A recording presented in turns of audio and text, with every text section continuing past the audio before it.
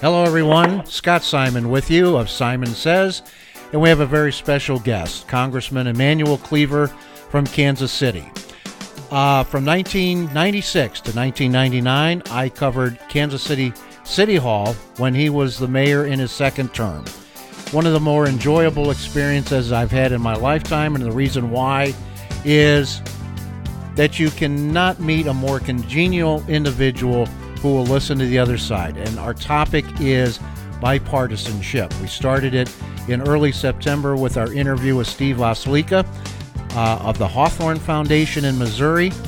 And now we invite Congressman Cleaver to join us. Congressman, thank you for joining us. And with the news of the day, and we don't want to talk too much of it because that's a Senate issue and not a House issue, I'm just wondering, have we reached a point of no return where we just don't listen to the other side anymore? Well, we certainly have reached a point where we no longer listen to the other side. I think that with the passing of each major point of conflict, such as a Supreme Court nominee going before the Senate and ultimately before the committee, the full Senate, we move further and further away from the ideal. And I have, for some time now, been concerned about and expressing this to my colleagues, the level of damage that is taking place in our country to the institutions. We've seen the law enforcement institution badly damaged. That's the FBI. I grew up looking at the show called FBI with Efren Zimbalist Jr., and we all held the FBI in high esteem, even after finding out that J. Edgar Hoover was not necessarily the kind of person we all believed him to be, but it did not remove our respect of the FBI. We've seen damage done to the Justice Department. We've seen damage done to the process by which we have placed members of our judiciary on the high court. Many people probably don't know this, but we've never had a vote for a Supreme Court justice in the history of our republic with only one side of the aisle voting for that person's confirmation. I think we avoided that by one vote with the most recent Judge Kavanaugh hearings and vote. Mm-hmm. And so some damage has been done to the process. Damage has been done to the Senate. Abraham Lincoln was a man who was able to use all of the leverages of the government to get things done, and we have to appreciate that. But I'm not sure we could do a lot of the things that we've done previously with the kind of back and forth, the bickering we are doing now. The founders believed that the Senate was the place for cooling off things. It was something like I think it was Jefferson said, this is the place where we pour the hot coffee from our cup into the saucer to cool. And so the Senate was the place we took very combative legislation from the House over to the more deliberate body. Well, I think the Senate has been badly damaged. It's not the collegial place that it once was. And, I could go on with the things I've seen damaged in my 14 years in Congress, but the point is not what has been damaged, but how far along have we gone, and is it too far to turn around? And I think we'll reach that point where it's going to be too late. I don't think we're there now. But until we get a president in the White House and a Speaker of the House from two separate parties who will sit down at the beginning of a term and maybe agree to have a meeting every Thursday, and that they eventually call a press conference during which they say to the country, look, the days are over when we call each other names. I'm not going to call the president a name, and the president's not going to do that to me, and we don't control the other members of the federal government, but to the degree that we can influence them, we're telling them right now the day is over for all of the hostility. And if you want to fight somebody, go and join those new art forms, they call them, where people fight without gloves and wow. And so, you don't need to be in the Senate. You need to, you make money doing that kind of thing. So, true. We are in bad shape now. I make no mistake. This is not a good spot for us, but we still might have time to turn around. Well, last month I interviewed Steve Osliki. He's the executive director of the Hawthorne Foundation, and just to let you fill you in on some information, Steve was my very first friend in St. Louis in 1965, so I can extract a lot more information out of him about bipartisanship than most. And of course, the founder of the Hawthorne Foundation was former Missouri Senator Kit Bond, who is a good friend of yours, and you two were close, and you two worked together in bipartisanship when he was still a U.S. Senator and you were the mayor of Kansas City. What made it possible that you two, a Republican like Mr. Bond and a Democrat like you, then Mayor Cleaver, worked together for the benefit of people? Well, first of all, most people probably don't know this, but I never did endorse Kit Bond, because I'm a Democrat, but I never, absolutely never, would oppose him or work for a Democrat against him. I wasn't going to do it, and likewise, he never did that with me. We had one thing in common. We wanted to do some things that would be healthy for Kansas City. He was looking at doing things for the state that were healthy.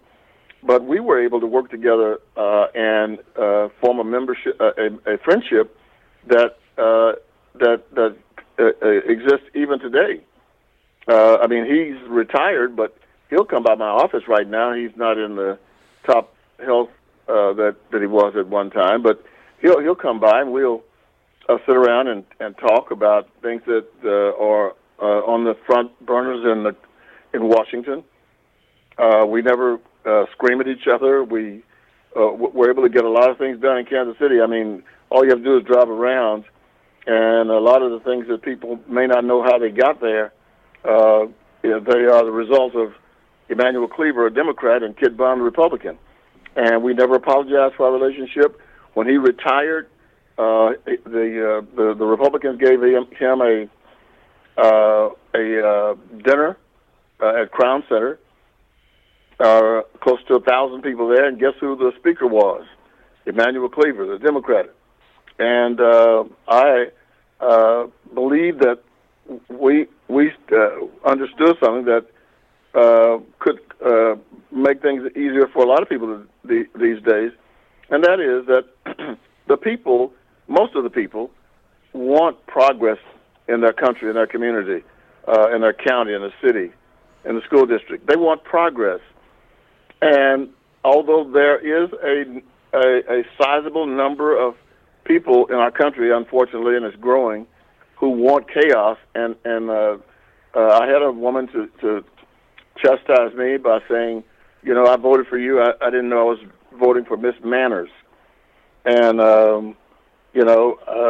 she probably would like for me to fight, call people out of their names. Now, I push hard on the issues that I feel strongly about, but I've spoken at the last 3 Democratic conventions and was ranked after the last convention as one of the top 5 speakers by a number of newspapers, including the Wall Street Journal, the New Orleans Picayune, that I was one of the top 5 speakers. I never, ever, ever use the word Democrat, Republican, or the name of an individual. And yet I was able to get people on their feet cheering for a speech. They're online if your listeners would like to check out the veracity of what I'm saying. And so it is possible Yep. to be legitimately Democratic or Republican and still be respectful. I mean, and most people, if they heard what I just said, who were there, they say, "He didn't? Oh, let me go look." And the reason is that you can still bring people to their feet without, talking about somebody, in some kind of horrific way, Right. talking about their physical condition or something like that. Well, I'll tell you, the purpose of this podcast, and I only started it this summer, was that I wanted to have dialogue that had good behavior, manners, etiquette, to educate people and let them decide. If it becomes super popular, great. If it doesn't, I have a good feeling that I did something good. And is that something we really just need to address more publicly with people? Behave better, have etiquette, have manners, because it seems like it's just going away. Yes, it is, and I think Washington, to some degree, is poisoning the public, and maybe in some ways, some people come to Washington trying to represent the anger they've seen out in the country. Look, we're not guaranteed to be around in the next 30 years as the greatest nation in the history of the planet. We're not guaranteed, and if you read Gibbon's the Rise and Fall of the Roman Empire, Volume 1, Volume 2, you will read that Rome never saw it coming. Great Britain never saw it coming. The Napoleonic Empire never saw it coming. The Egyptian Empire never saw it coming. The Ottoman Empire, and it goes on and on and on. They never saw it coming. And had we had the benefit of recording things, you could have interviewed someone back in 2,000 years ago in the Roman Empire, and they would say, "What? You dare say that we could come to an end?" And the truth is, yes. And I think that we have a chance to turn it around. And one of the reasons I certainly wanted to talk with you, not only because of knowing you back in the day, but also because of what you're trying to do to create an opportunity for people to push for Americans of all political backgrounds to embrace their better angels. We can be better than we are, and I've never ever gone to do a funeral and had to say, old Bill was a good guy. He was probably too nice to everybody. I mean, that's not what they say.